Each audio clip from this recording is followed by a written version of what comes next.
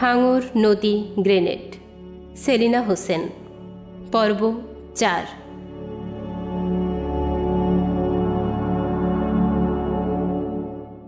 বুড়ির চোখ ছলছল করে, আঁচলে চোখ মুছে দেয়। রইস গুটি গুটি পা ফেলে বুনো আগাছার মধ্য থেকে একটা সুপুরি উঠিয়ে আনে। বুড়ির দিকে তাকিয়ে হাসে। ওরে দুষ্টু ছেলে, মার সঙ্গে ইয়ার কি হচ্ছে? আবার সুপুরি কুড়োনো হয়েছে। মাগো, কত আমার উপযুক্ত ছেলে। হ্যাঁ রে রইস, আমার বুড়ো বয়সে তুই আমাকে ভাত দিতে পারবি না? ওরে রইস, বড় হলে মাকে কি তুই এখনকার মতো ভালোবাসবি, নাকি বন্যা ওটা হয়ে যাবি? রইস বুড়ির হাঁটু জড়িয়ে ধরে, দুহাত বাড়িয়ে কোলে উঠতে চায়। ও রইসকে বুকে তুলে কোচর ভর্তি সুপুরি নিয়ে ঘরে ফেরে। মাঝে মাঝে অবাক হয় গফুর। আশ্চর্য ধৈর্য বুড়ির। কোনো দিন ছেলের গায়ে হাত তোলে না, একটু বিরক্ত হয় না। সারাক্ষণ যেন দেয়াল তুলে আগলে বেড়ায়। এখন বড় আনন্দের সময় রইসের। গফুর হুকো টানতে টানতে বলে, তুই বড্ড বেশি সইতে পারিস বুড়ি। এমন মা আমি আর কখনো দেখিনি। আমি না সইলে ওর কে আছে বলো? গফুরের প্রশ্নের উত্তরে থম থম করে বুড়ির কণ্ঠ। ছেলেটা কেন এমন হলো বলতো বুড়ি? ও একটুক্ষণ চুপ করে থেকে সুপুরি কাটায় মন দেয়। গফুরের হুকো থেকে গুড়গুড় শব্দ হয়। এক সময় সুপুরি কাটা থামিয়ে গফুরের মুখের দিকে তাকায়। ওগো, আমার বোধহয় কোনো পাপ ছিল। গফুরের হুকো টানা থেমে যায়। না বুড়ি না, সব বাজে কথা। বুড়ি ফিকে হাসে। মুরব্বীরা তো বলে, ধুত, ওদের আবার কথা, ওরা মানুষের দোষ ধরতে পারলে বাঁচে। গফুর আবার হুকো উঠিয়ে নেয়। বুড়ি সুপুরি কাটে, কেউ কথা বলে না, কেবল কিছু শব্দ হয়। শব্দটা ছড়িয়ে যায় বাতাসে। বাইরে ঘুটঘুটে রাত। আজ অমাবস্যা। ছেলে ঘুমিয়ে পড়েছে। বুড়ি কুপি উস্কে দিয়ে উঠে যায়। গফুর বুড়িকে বাঁচিয়ে রাখার জন্য হাজার রকম চেষ্টা করে। জানে ও আগলে ধরে না রাখলে বুড়ি ভেঙে যায়। ওর চোখ দিয়ে জল গড়ায়। চুপচাপ গিয়ে পুকুর ঘাটে বসে থাকে। আসলে পাপ নয়, পাপের কথায় গফুরের বিশ্বাস নেই। পবিত্র ফুলের মতো বুড়ি, পাপের স্পর্শ কেন থাকবে ওর জীবনে? ও তো কোথাও কোনো ফাঁকি দেয়নি, কাউকে ঠকায়নি। তবুও কেন যে এমন হয়ে যায় জীবনটা? এক সময় যৌবনের দিন ফুরিয়ে যায়। শীতের বর্ষায় বসন্তের টুপটাপ পাতা অনবরত ঝরে। বিরোধহীন দিনগুলো নির্বিবাদে গড়ায় ওদের। জলিল কয়েকবার গায়ে এসেছে, একবারও দেখা করেনি বুড়ির সঙ্গে। ওর মেয়ে হয়েছে দুটো। কারো কারো কাছে জলিলের কথা জিজ্ঞেস করে বুড়ি। ও নাকি ভালোই আছে, শহরে একটা দোকান করেছে, এখন আর রিক্সা চালায় না। গফুরের স্বাস্থ্য ভেঙে গেছে, হাঁপানি ধরেছে ওকে, জমজমাট কাশি। রাতে ঘুমোতে পারে না, ঘোলা চোখে বুড়ির দিকে তাকিয়ে থাকে। ওর জন্যে খারাপ লাগে। বুড়ির শরীর এখনও ভাঙেনি, ও কোমর সোজা করে হাঁটে। গফুরের হাঁটতে কষ্ট হয়, কিছুই ভালো লাগে না। মনে হয় দিন ফুরিয়ে গেছে। তখনই বুকের ভেতর আকাঙ্ক্ষা চড়চড়িয়ে ওঠে। যৌবনের দিন ফিরে পেতে ইচ্ছে করে, কেবল পায় না বলে মেজাজ খারাপ করে, সবার সঙ্গে রাগারাগি করে, রইসকে দুমদাম পিটানি দেয়, বুড়ির সঙ্গে খেকিয়ে কথা বলে। ও রাত দিন সেবা করে। গফুরের মন ভরে না, সব সময় খুঁতখুত করে। একদিকে অসুস্থ স্বামী, অন্যদিকে পঙ্গু ছেলে, দুয়ের মাঝে ও হিমশিম খায়। কখনো সব ছেড়ে ছুড়ে চলে যেতে ইচ্ছে করে। জলিলের কথা মনে পড়ে। জলিল ওর সঙ্গে আর দেখা করে না। অনেক দিন ও গায়ে আসে না। শহরে জলিল বেশ গুছিয়ে বসেছে। জলিলকে দেখার বড় স্বাদ হয়। যখন ও কাছে আসতো তখন অত টান ছিল না। দূরে সরে গিয়ে জলিল বুড়িকে উদাস করে দিয়েছে। এখন ওর মনের মধ্যে ব্যাকুল আর্তনাদ। বুড়ি বুঝতে পারে না যে বুড়ো বয়সে গফুর কেন এত বদলে গেল। যে মানুষটা ওর জীবনের চারিদিক একটা বেড়া রেখেছিল, সে এখন বেড়া ভাঙা পাগল ঘোড়া। ওকে তছনছ করে দিতে চায়। ওর জীবনে এখন পারিবারিক শান্তি নেই। গফুর ওর দিক থেকে মুখ ফিরিয়ে নিয়েছে। সেই বিরূপ প্রতিক্রিয়া বুড়িকে আক্রান্ত করে রাখে। রইসকে নিয়ে খেতে লাল শাক তুলতে গেলে ওর সঙ্গে কথা বলে, বুঝলি রইস, তোর বাপটা একটা আস্ত হারামি। মাগো মা, এমন লোক আমি দেখিনি। হতো যদি আমার জলিলের সঙ্গে বিয়া, তাহলে ঠিক হতো। এখন শহরে থাকতে পারতাম রে রইস। ওহ, কি যে মজা হতো! কেমন করে গাড়ি যায় ভো বাজিয়ে দেখতাম শহরের মানুষকে। রইস রে, তুই বড় হয়ে শহরে একটা চাকরি নিবি, তারপর আমাকে নিয়ে যাবি শহরে। 6 মাস রাখলেই হবে। কি রে, পারবি না? ও মা, হাঁ করে দেখছিস কি? রইস অবাক হয়ে মার দিকে তাকিয়ে থাকে। চট করে একটা লাল শাকের মাথা ভেঙে বুড়ির দিকে এগিয়ে দেয়। রইসকে বুকে তুলে কোচর ভর্তি লাল শাক নিয়ে ঘরে ফেরে। রান্নাঘরের দাওয়ায় পা ছড়িয়ে শাক বাছতে বসে। ঘর থেকে গফুরের কাছির শব্দ আসে। বুড়ি বুড়ি বুড়ি করে কয়েকবার ডাকে। ও সাড়া দেয় না, দিতে ভালো লাগে না। গফুর ডেকে ডেকে চুপ করে যায়। বেশ অনেক দিন অসুখে ভুগল গফুর। রইসের ঠিক 13 বছরের মাথায় 2 দিনের জ্বরে মারা গেল। কোনো কিছুই ভাবার বা বুঝে ওঠার অবকাশ ছিল না বুড়ির। অসুস্থ অবস্থায় ভীষণ জ্বালিয়েছে গফুর, কিন্তু মারা যাবার পর কেমন নিথর হয়ে গেল বুড়ি। একটা লোকের অস্তিত্ব যখন নিঃশেষ হয়ে যায়, সে তখন পরিবার পরিজনের সবাইকে অনুভবে গতিশীল করে। সে কারণেই গফুরের প্রতি প্রবল আকর্ষণ না থাকা সত্ত্বেও বুড়ির বুকের ভেতরে সবুজ বন হলুদ হয়ে যায়। লাল গোলাপের পাপড়িগুলো অকালে বাতাস ছাড়াই ঝরে যেতে থাকে। বুড়ি এক লাফে বেশ বয়স্ক হয়ে যায়। মাথায় চুল সাদায় ভরে ওঠে। সলিম সংসারের দায়িত্ব কাঁধে তুলে নেয়। ও আরও ধীর স্থির এবং গম্ভীর হয়েছে। সাংসারিক বুদ্ধিও খুব। অল্প কয়েকদিনেই সব গুছিয়ে ফেলে। জমি জমার হিসাব বোঝে চমৎকার। ধানের গন্ধেও ছটফট করে। রাতে ঘুমোতে পারে না। ধান মাড়াইয়ের সময় সারা রাত বারান্দায় বসে কাটিয়ে দেয়। সলিমের সব কিছু বুড়ির ভালো লাগে। রইস নির্বোধের মতো বারান্দায় বসে থাকে। কখনো উড়ে যাওয়া পাখির দিকে তাকিয়ে হাততালি দিয়ে হেসে ওঠে। বাঘার গলা জড়িয়ে ধরে। কুকুরটার সঙ্গে ওর ভারী ভাব। কুকুরটাও বেশিরভাগ সময় রইসের সঙ্গে সঙ্গেই কাটায়। ওর আদর নেয়। ওর দিকে তাকালে বুড়ির আনন্দ নষ্ট হয়ে যায়। ও এখন বুড়ির সঙ্গে সুপুরি বাগানে যায় না, কিংবা শাক তোলে না। বুড়িও ডাকে না। বুড়ি আরও একলা হয়ে যায়। কলিম চড়া গলায় গান গায়। ভাটিয়ালি সুরের আমেজ ওর গলায় অদ্ভুত আসে। বুড়ি মাঝে মাঝে মনোযোগ দিয়ে শোনে। ভালো লাগে।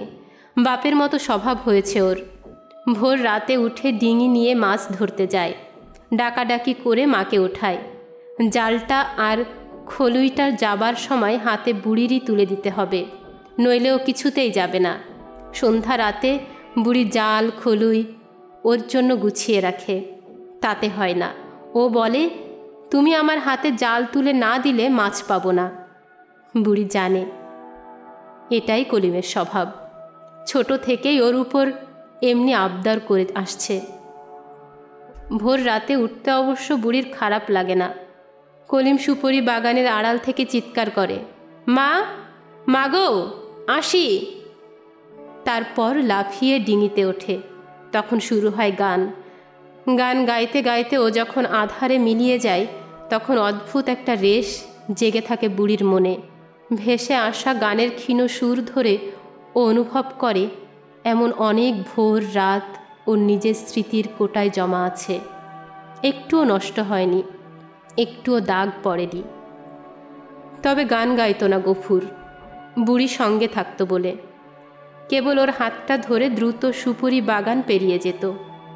কোনোদিন সুপুরি বাগানের মাঝখানে জড়িয়ে ধরে চুমু খেত। বাদুরের পাখা ঝাপটানিতে ভয় পেয়ে গফুরের বুকের সঙ্গে মিশে যেত। বুড়ি কৌটার ঢাকনাটা বন্ধ করে দেয়। ভাবে, ছেলেদের জীবন এবং পারিপার্শ্বিকতার কোনো অসঙ্গতি নেই, সব ঠিক আছে। হাল বাওয়া, ধান বোনা, ধান কাটা, ধান মাড়াই, মাছ ধরা, ডিঙি বাওয়া, শুধু গফুর নেই। আর গফুর নেই বলে বিরাট কোনো পরিবর্তন হয়নি। ওদের জীবনে ঝড় ওঠেনি, দারুণ রদ বদলে দিকভ্রষ্ট হয়নি কেউ। কেবল একটা ছায়া আর উঠোনে পড়ে থাকে না। কাঁধের উপর জাল ফেলে কিশোরী বউয়ের হাত ধরে খালে যায় না, জলের সঙ্গে ভালোবাসার খেলা গড়ে তোলে না। অনেক রাত হাট থেকে ঘরে ফিরে বুড়ির নাম ধরে ডাকাডাকি করে না।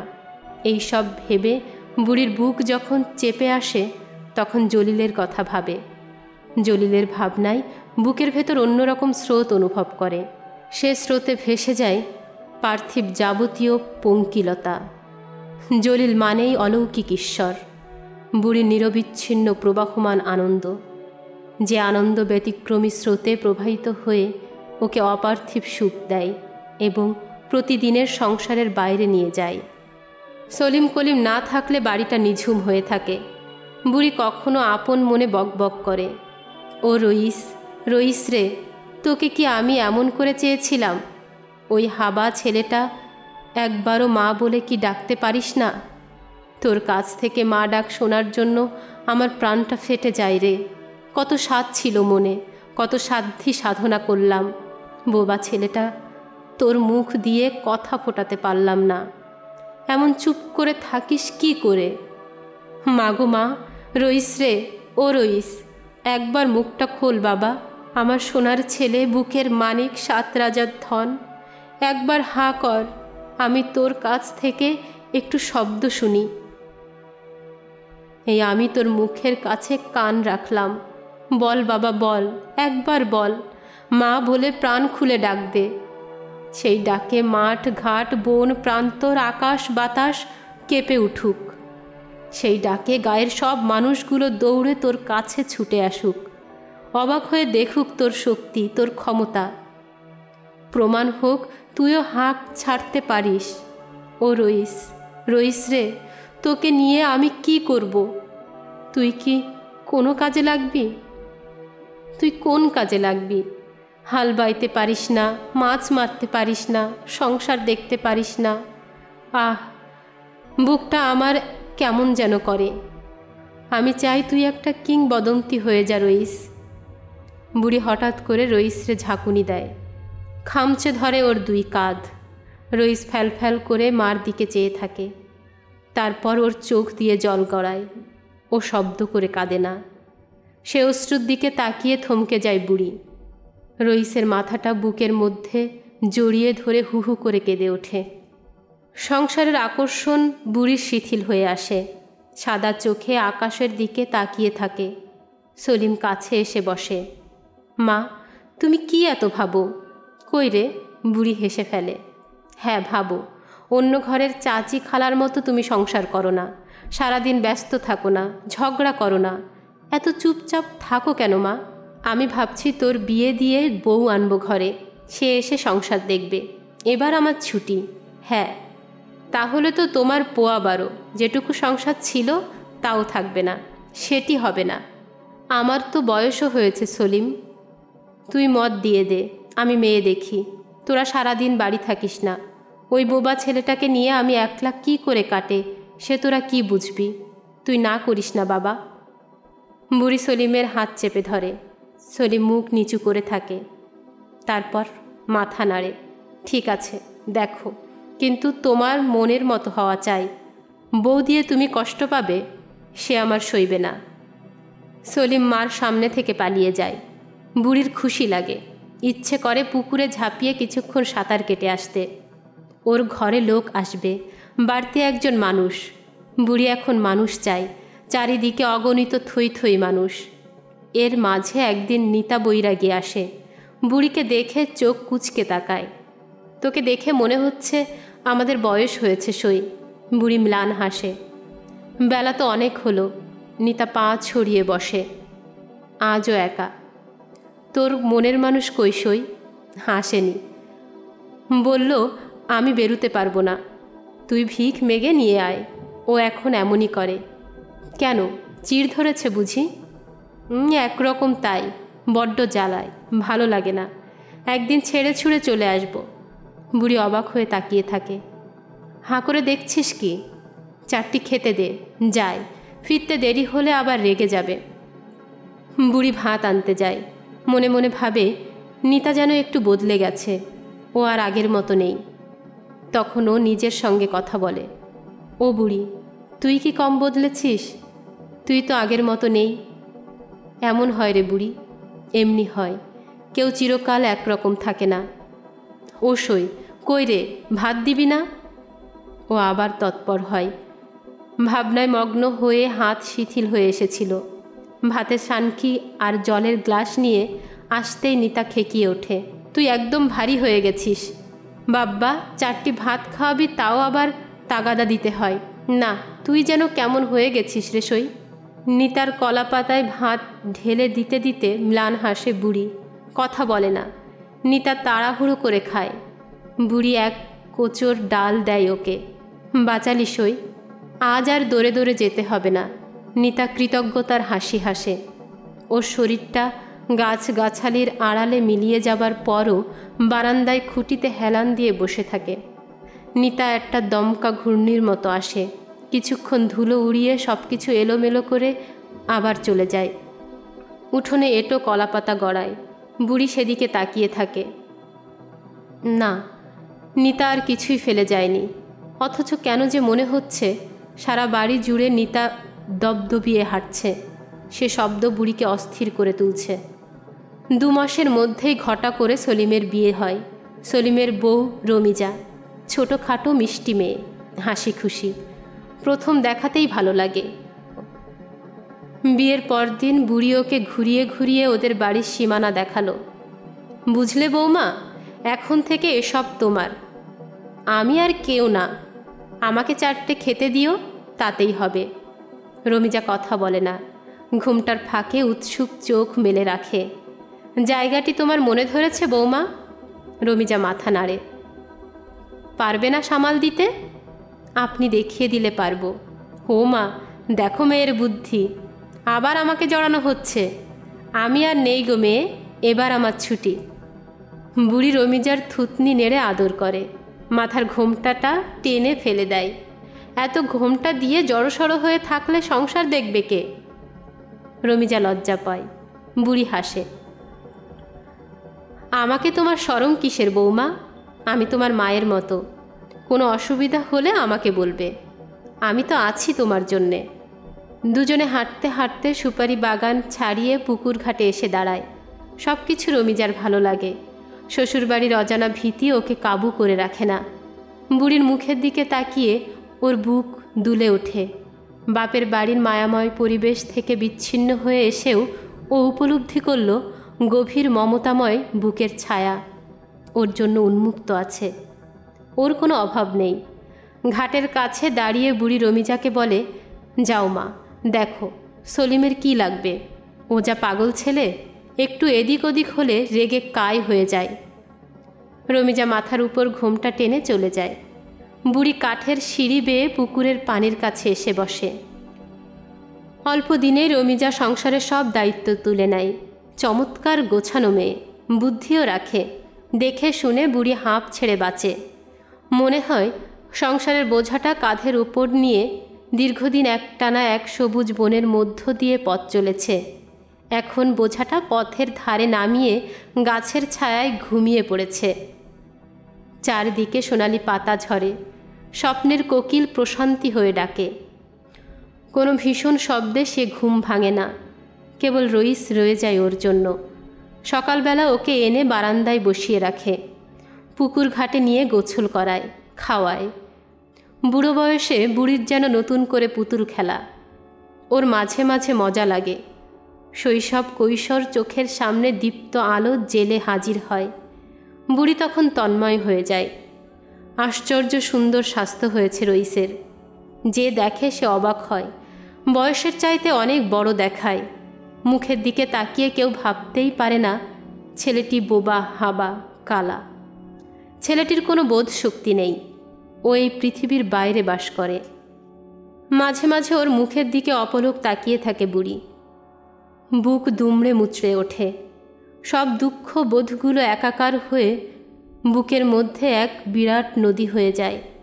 তখন নদীর বালুচরে হাঁটতে গিয়ে বুড়ি প্রকৃতির কাছে এসে দাঁড়ায়। শৈশবের মতো, কৈশোরের মতো। ঘর ভালো লাগে না। খাল পাড়ে দাঁড়িয়ে নৌকোর চলে যাওয়া দেখে, শিমুল গাছের নিচে দাঁড়িয়ে স্টেশনের দিকে যাবার রাস্তায় মানুষের যাতায়াত দেখে। এসব দেখতেই ভালো লাগে এখন।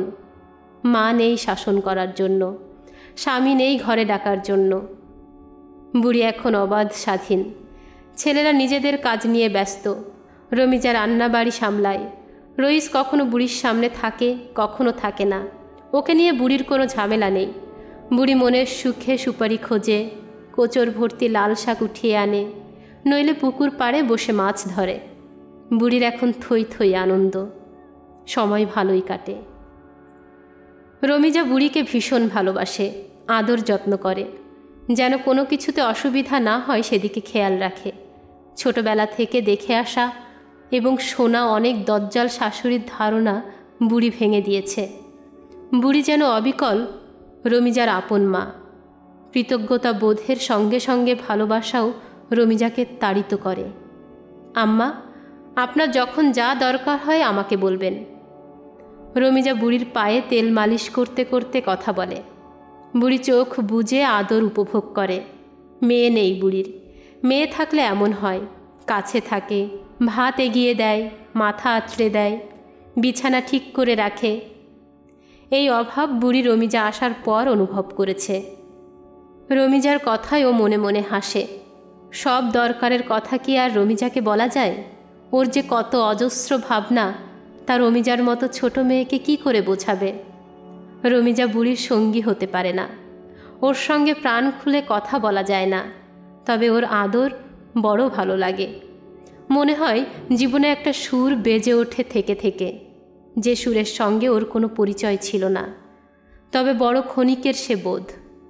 মুহূর্তে আবার কোথায় যেন সব হারিয়ে যায়, আর কিছুই খুঁজে পায় না। রমিজার সাধ্য নেই বুড়ির মনের তল খুঁজে পাওয়ার। দুপুরবেলা বুড়ির পাশে শুয়ে ও কথা বলে। ওর বাবার কথা, মার কথা, গায়ের কথা, মাঝে মাঝে খাপছাড়া কথা বলে। কথা বলতে ও তন্ময় হয়ে যায়। জানেন আম্মা, ছেলেবেলায় কাদার মধ্যে মাছ কুড়োতে আমার খুব ভালো লাগতো। আশ্বিন মাসে মাঠ থেকে পানি নেমে গেলে সাদা বকের ঝাঁক নেমে আসতো সে কাদায়। আমরা সব ছেলেমেয়েরা বকের মতো মাছ খুঁজতাম। কী যে মজা হতো তখন। রমিজার কণ্ঠ বদলে যেত আস্তে আস্তে। ও খুব সুন্দর করে কথা বলতে পারত। ওর গল্পে বুড়ি কখনো নিজের স্মৃতি ফিরে পায়। কান পেতে মনোযোগ দিয়ে শোনে। বুড়ির নিজের সঙ্গে মিলে গেলে সে ঘটনা শুনতে খারাপ লাগে না। রমিজার সঙ্গে বুড়িও তাল দেয়, কিন্তু রমিজা অন্য প্রসঙ্গে গেলে বিরক্ত হয়। মেয়েটা কথা একবার আরম্ভ করলে আর থামতেই চায় না। পাশ ফিরে সই। রমিজা বুঝতে পারে না বুড়ির বিরক্তি। এক টানা কথা বলে যেতে থাকে। এক সময় থামে, বুড়িকে ডাকে, ও আম্মা, আম্মা। বুড়ি তখন ঘুমিয়ে গেছে।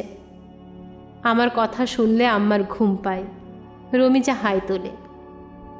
সলিম ওকে বাপের বাড়ি যেতে দেয় না বলে মন খারাপ থাকে প্রায়।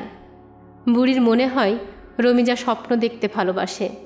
বাপের বাড়ির স্বপ্ন, ফেলে আসা দিনগুলোর স্বপ্ন, শৈশব কৈশোরের সেই গাটা ওর কাছে এখন অচিনপুরি হয়ে গেছে।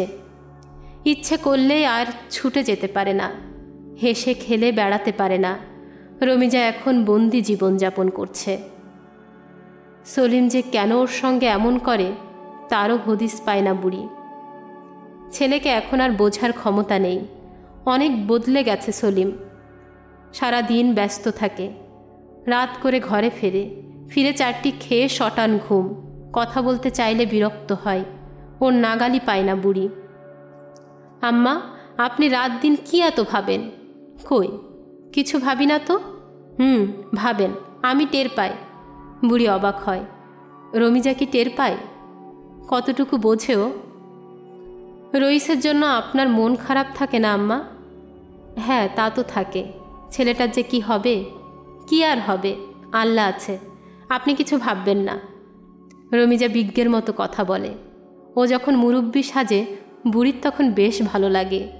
মেয়েটা একদম সরল, মনটা ভালো, কোনো ধরনের কুচিন্তা করে না। বুড়ির মনে হয় ওর চারপাশের মানুষগুলো ঠিক ওর মতো। ওর সঙ্গে ভাজে ভাজে মিলে যায়। না, ঠিক তা নয়। ধাক্কা কি খায়নি বুড়ি? দেখেনি কি হিংসা, ঝগড়া, রেষারেষি?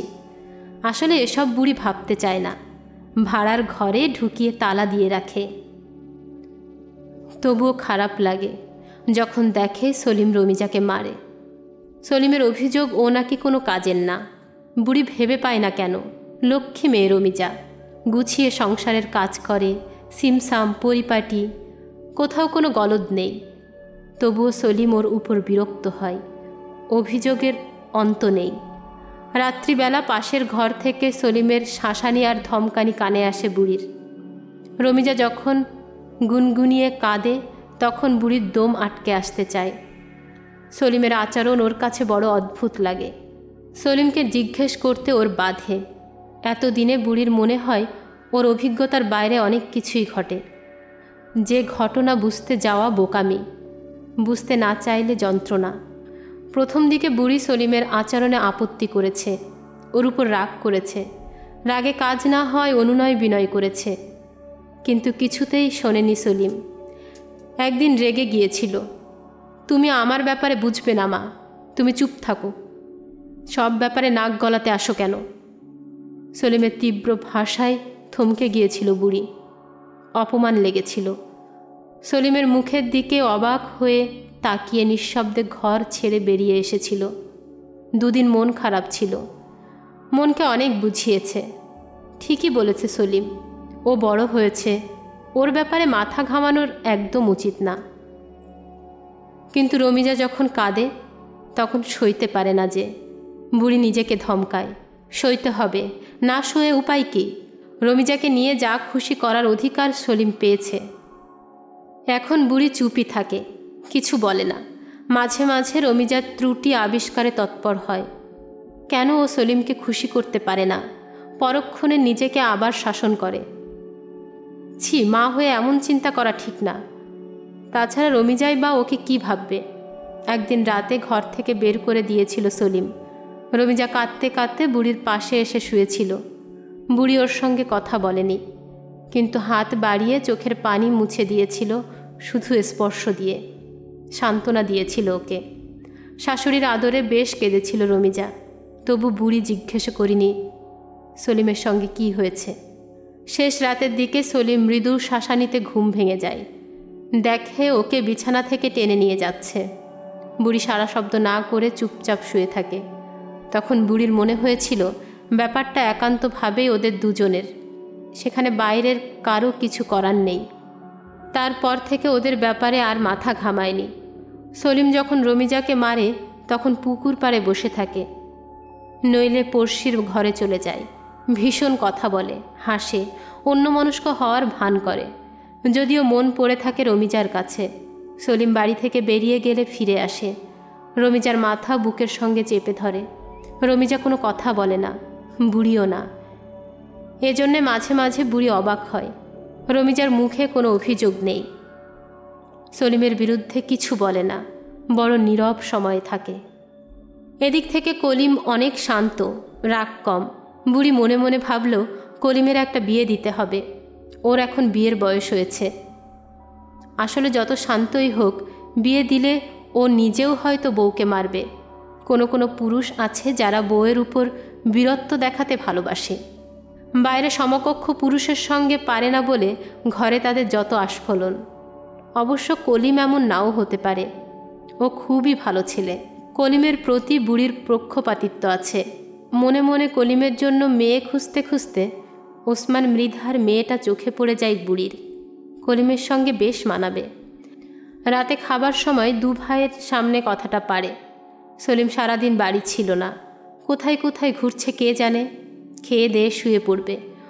অন্য সময় তো ওকে ধরাই যায় না, দুদণ্ড বসে কথা বলার জো নেই। সংসারের কাজের কথা শুনতেও চায় না, বলতে গেলেই পরে হবে মা বলে বেরিয়ে যায়। বুড়ির মাঝে মাঝে রাগ হয়, এত কি কাজে ব্যস্ত থাকে। সলিম খুব তাড়াতাড়ি ভাত খাচ্ছে, বেশিক্ষণ বসে থাকতে চাইছে না। সলিমকে উদ্দেশ্য করে বুড়ি বলে, কলিমের একটা বিয়ে এবার দিতে হবে বাবা। দু ভাইয়ের একসঙ্গে আপত্তি করে, এখন না মা। কেন এখন নয় কেন? আমি মরলে হবে? বুড়ি রেগে যায়। উত্তর দেয় সলিম, তুমি আজকাল বড় তাড়াতাড়ি রেগে যাও মা। তা তো বলবি, তোরা এখন বড় হয়েছিস না। শোনো, মাথা ঠান্ডা করো, তুমি তো জানো না দেশের অবস্থা এখন একদম ভালো না। ও মা, দেশের আবার কি হলো? জ্বর এলো নাকি? বুড়ি হেসে ওঠে। রমিজাও খুক খুক হাসে। রেগে যায় সলিম। মা, যা বোঝো না তা নিয়ে হাসাহাসি করো না, আমাদের সামনে একটা কঠিন সময় আসছে। সলিম ঢক ঢক করে পানি খায়। কলিমও মুখ নিচু করে খেয়ে যায়। বুড়ি ভাত নাড়াচাড়া করে। ওদের খাওয়া হলে ও আর রমিজা খাবে। জিহ্বার শব্দ ছাড়া আর কোনো শব্দ নেই। অকস্মাৎ পুরো ঘরে নীরবতা নেমে আসে।